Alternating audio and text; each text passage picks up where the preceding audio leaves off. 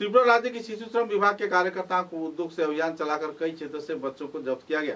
विभिन्न व्यावसायिक प्रतिष्ठान में नाबालिग बच्चों को श्रमिक के रूप में कार्य करवाया जा रहा था। कई क्षेत्रों में छापेमारी के चलते करीब 4 से भी ज्यादा बच्चों को उद्धार किया गया और उन्हें अपनी हिरासत में लिया गया और कानूनी कार्रवाई पर उतरते देखा गया। गौरतलब है कि इन बच्चों को गैर जिम्मेदाराना तौर पे अपने दुकान में कर्मचारी के रूप में रखकर खटवाया जा रहा था। मुद्दे को लेकर विभागीय कार्यकर्ताओं ने विस्तारित खुलासा भी किए।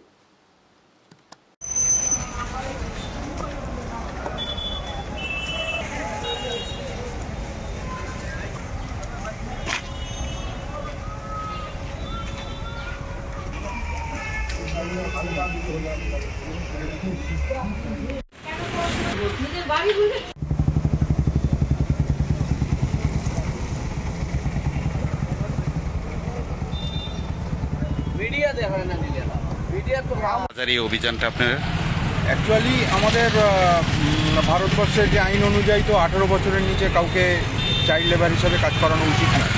তো আমরা আজকে labour department, police department, CWC সবাই মিলে প্রশাসনের তরফ থেকে একটা অভিযান শুরু করেছি। তার সঙ্গে অ্যাওয়ারনেস ক্যাম্পও করছি যে যাতে চাইল্ড লেবারদের কোনোভাবেই কাজে নেওয়া হয়, মানে 18 বছরের নিচে যারা আছে তাদেরকে কোনোভাবেই যাতে কোনো কর্মে নিযুক্ত না করা হয়। এইভাবেই আমরা অ্যাওয়ারনেস ক্যাম্পেইন করছি। ডিএম স্যারের ইনস্ট্রাকশন আছে এই ব্যাপারে।